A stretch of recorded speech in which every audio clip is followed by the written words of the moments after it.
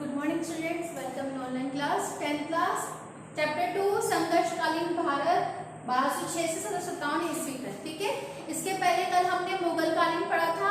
आज हम पढ़ेंगे सत्ता के साथ प्रतिरोध एवं सहयोग राजस्थान के संदर्भ में कि अब राजस्थान में भी कौन कौन से ऐसे महान योद्धा या राजा हुए थे जिसके बारे में हम आज पढ़ेंगे। फर्स्ट है हमीरदेव चौहान, सेकंड है महाराणा प्रताप। ठीक है, ये राव शेखा, हमीर चौहान, महाराणा प्रताप, चंद्रसेन, बीकानेर का राय सिंह, सवाई जय सिंह एंड अमर सिंह राठौर कि ये सब जो जिन्होंने अपने यहाँ पे राजस्थान में सत्ता के साथ प्रतिरोध भी किया और उसका सहयोग भी किया। तो फर्स्ट है राव शेखा। महाराव शेखा का जन्म 24 दिसंबर 1443 ईस्वी को हुआ था। इनके पिता मोकल एवं माता निर्वाण कुल की थी। मोकल आमेर जयपुर के अंतर्गत आने वाले नाम के शासक थे। मोकल कौन थे? आमेर जो कि जयपुर में स्थित है, उनके आने वाले नाम के शासक थे। और 1445 में 12 वर्ष की उम्र में शेखा ने अपने पिता का उत्तरदायित्व संभाल लिया था। आमेर के शासक उदयकरण ने शेखा की महाराव की उपाधि प्रदान की थी और 16 वर्ष की उम्र में मुल्तान, मेवाड़, सेवाड़, नगरचल, शांतराव राजपूत आक्रमण कर विजय प्राप्त करने का शेखा जो था, राव शेखा, वो पहला प्रथम शासक था। 1488 ईस्वी में रालावता नामक स्थान पर इनकी मृत्यु, जहां उनकी छतरी आज भी बनी हुई है। महाराव शेखा ने जीवन काल में 52 युद्ध लड़े थे और जयपुर के कछवा उपवर्ग शेखावाद संस्थापक भी माना जाता है। उनकी पत्नी कुमारी ने आमेर किले के मुहाने पर कल्याणी जी की मंदिर बनवाया था। अब आता है हमीरदेव चौहान। हमीरदेव चौहान का समय है 1282 से 1301 ईस्वी तक। बागभट के बाद उनका पुत्र जैत सिंह रणथंभौर का शासक बना और जैत सिंह ने अपने जीवन में अपने छोटे पुत्र हमीरदेव को अपना उत्तराधिकारी नियुक्त और उनका राज्यारोहण किया। हमीरदेव के सिंहासन पर बैठते ही दिग्विजय की नीति अपनाते हुए उसने भीमरस के साथ राजा अर्जुन को पराजित कर मांडलगढ़ को वसूल कर लिया। दक्षिण के परमार शासक भोज को पराजित कर उत्तर की ओर चित्तौड़, आबू और वर्धनपुर, पुष्कर, चंपा होता हुआ वापस रणथंभौर पहुंचा। रणथंभौर पहुंचकर विजय के उपलक्ष्य में उसने कोटियेजन का आयोजन करवाया।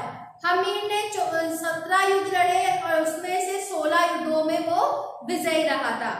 दिल्ली के जलालुद्दीन फिरोज खिलजी ने झाइन से रणथंभौर की ओर बढ़कर दुर्ग की घेराबंदी कर दी थी और काफी दिनों के प्रयास को सुल्तान को सफलता नहीं मिली कि दिल्ली के जलालुद्दीन खिलजी ने रणथंभौर में हमीरदेव के किले के ऊपर घेराव कर दिया था, लेकिन वो पूर्ण रूप से सफल नहीं हुआ था और घेरा उठाने का निर्णय लिया। जलालुद्दीन खिलजी हमीरदेव की मजबूत मोर्चाबंदी को नष्ट करने में भी असफल रहा। अतः जून 1291 में सुल्तान रणथंभौर दुर्ग का घेरा उठाकर वापस दिल्ली की ओर चला गया। 1296 ईस्वी में जलालुद्दीन का भतीजा व दामाद अलाउद्दीन खिलजी उसकी हत्या करके दिल्ली का सुल्तान बन जाता है और चौहानों की शक्ति को सहन नहीं कर सका और रणथंभौर जीतने की योजना बनाने लग जाता है। उसी समय उसे दुर्ग पर आक्रमण करने का बहाना भी मिल गया और हमीर महाकाव्य के अनुसार ये बहाना हमीर द्वारा अलाउद्दीन के बागी मंगोल मोहम्मद शाह को शरण देना था। मंगोल सेनापति मोहम्मद शाह के बेहरुख ने लूट का माल लेकर अलाउद्दीन की सेना से बगावत करके हमीर के पास शरण ली और हमीर ने अपनी शरण में आए हुए व्यक्तियों को देने से साफ इनकार कर दिया। अलाउद्दीन ने क्रोधित होकर रणथंभौर पर आक्रमण करने के आदेश दे दिए।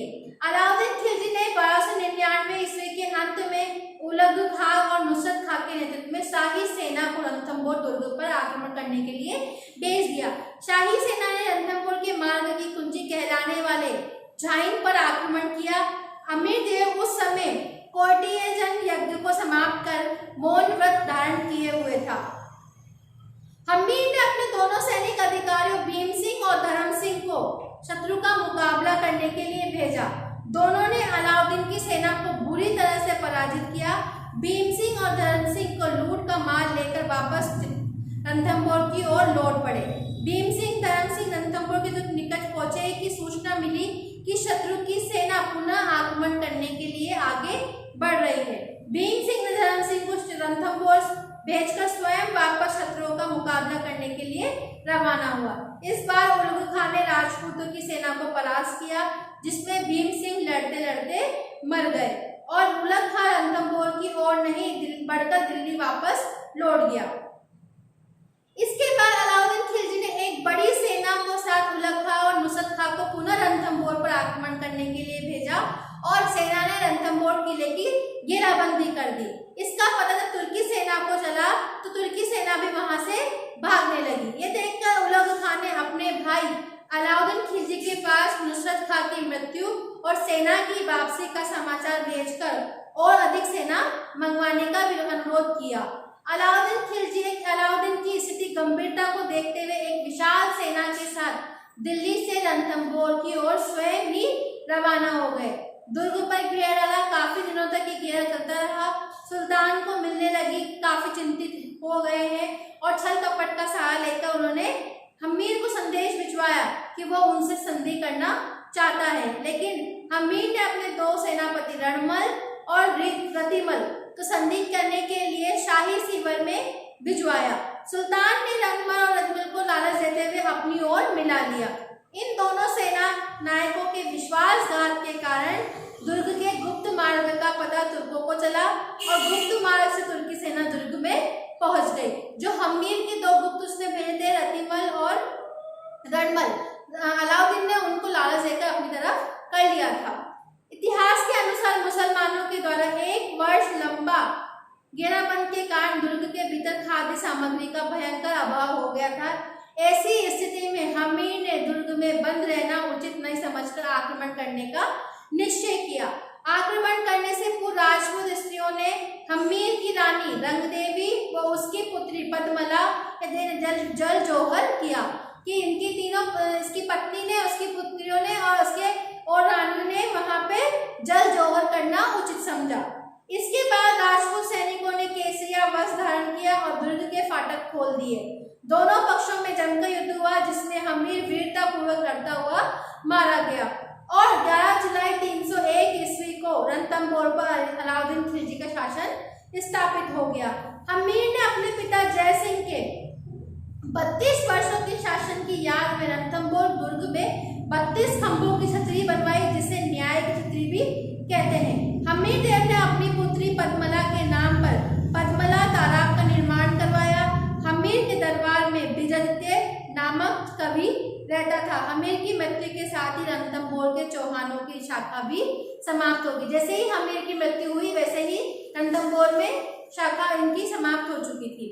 अब आते हैं अगले महाराणा प्रताप कि महाराणा प्रताप का जन्म विक्रम संवत 1597 में हुआ था और कुंभलगढ़ के दुर्ग बादल महल में हुआ। महाराणा प्रताप उदय सिंह के ज्येष्ठ पुत्र था और उनकी माता का नाम जेवता बाई था। महाराणा प्रताप 32 वर्ष की उम्र में थे जब उनके पिता उदय सिंह की होली के दिन 28 फरवरी 1572 ईस्वी में गोगुंदा में उनकी मृत्यु हो गई और गोगुंदा में उनका दाह संस्कार भी किया गया। महादेव बावड़ी पर मेवाड़ के सामंतों और प्रधान प्रताप सिंह के महाराणा के रूप में राज तिलक कर दिया। 1570 ईस्वी में अकबर का नागौर में दरबार लगा, जिसमें मेवाड़ के अलावा अधिकतर राजपूतों ने अकबर की अधीनता स्वीकार कर ली। अकबर ने प्रताप को अधीनता स्वीकार करवाने के लिए 4 दल भेजे थे। 4 बार अकबर ने महाराणा प्रताप से संधि करने के लिए 4 बार प्रस्ताव भेजा था, लेकिन चारों बार ही महाराणा प्रताप ने अकबर के प्रस्ताव को नहीं स्वीकारा। ये चारों शिष्टमंडल प्रताप को समझाने में असफल रहे, तो अकबर ने प्रताप को युद्ध में बंदी बनाने की योजना बनाई। बंदी बनाने की योजना अजमेर में स्थित किले में की गई थी, जिसमें आज भी संग्रहालय स्थित है। मानसिंह 3 अप्रैल 1576 को शाही सेना लेकर अजमेर से रवाना हुए। उसने पहला पड़ाव मांडलगढ़ में डाला और 2 माह तक वो वहीं पर रहा। उसके बाद वो आगे नाथद्वारा से लगे हुए खमनोर के मालोला नामक गांव के पास अपना पड़ाव डाला। महाराणा प्रताप ने गोलकुंडा खमनोर की पहाड़ों के मध्य स्थित हल्दी घाटी नामक तंग घाटी में अपना पड़ाव डाला। इस घाटी में एक बार में एक आदमी ही प्रवेश कर सकता था, इसीलिए सैनिकों की कमी होते हुए भी महाराणा प्रताप के लिए मोर्चाबंदी का ये सर्वोत्तम स्थान था। राजपूतों ने मुगलों पर पहला बार इतना आक्रामक किया कि मुगल सैनिक चारों ओर से जान बचाकर वहां से भागे। प्रथम चरण में के युद्ध में हमीर खां सुर का नेतृत्व सफल रहा। मुगल इतिहासकार बंदियानी, जो कि मुगल सेना के साथ था, वह स्वयं भी उस युद्ध से भाग खड़ा हुआ।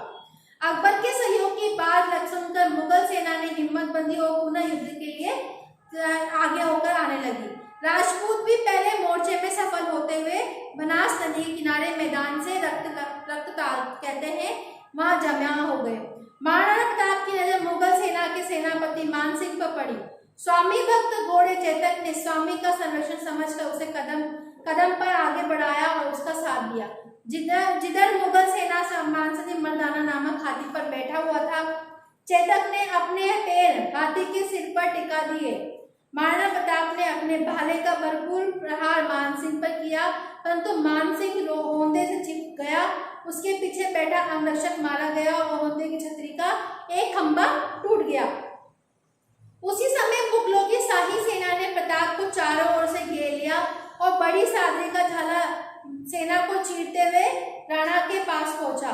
महाराणा से निवेदन किया कि आप राज चिन्ह उतार कर मुझे दे दीजिए और आप इसी समय युद्ध के मैदान से चले जाइए, इसी में मेवाड़ की भलाई है। चेतक के घायल होने की स्थिति को देखकर राणा ने वैसा ही किया। राज चिन्ह के बदलते ही सैकड़ों तलवार झाला बनना पर टूट पड़ी और इसी प्रहारों के वह वीरगति को प्राप्त हो गए। महाराणा प्रताप का साम्यवत घोड़ा बलेचा गांव में स्थित एक छोटा नाला पार करते हुए परलोक सुधार गया और वहीं पर उन्होंने चेतक की छतरी बना डाली।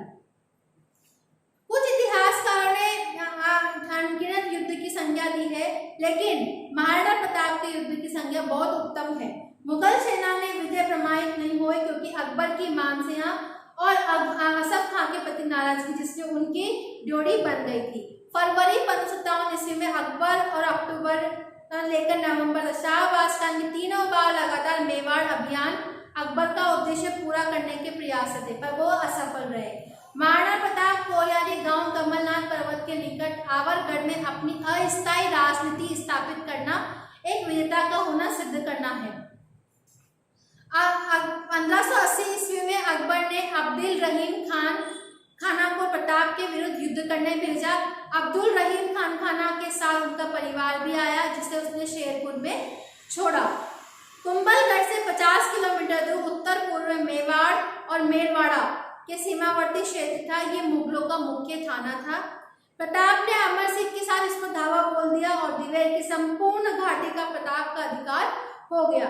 मुगल सम्राट अकबर ने 15 दिसंबर 84 को आमेर के भारमल के छोटे पुत्र जगन्नाथ कछवाहा को प्रताप के विरुद्ध भेजा।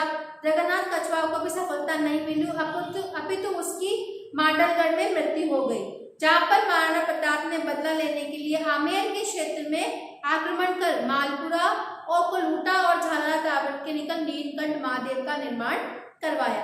इस विजय के पश्चात महाराणा प्रताप ने 1585 ईस्वी के लगभग मेवाड़ के पश्चिमी और दक्षिणी भाग, जो कि 56 के नाम से जाने जाते थे, लूणा के पराजित कर चावड़ को अपनी आपातकालीन राजधानी बना दिया।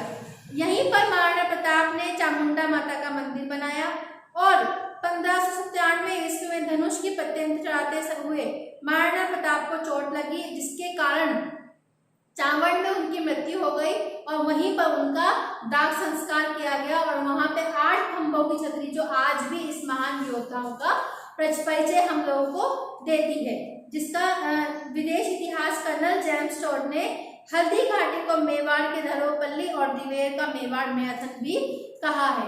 आज मैंने आपको हमीर राव शेखा, हमीर देव चौहान और महाराणा प्रताप के बारे में पढ़ाया। अब इसके आगे राव चंद्रसेन, बीकानेर का राय सिंह, इनके बारे में हम कल अध्ययन करेंगे। Thank you, have a nice day.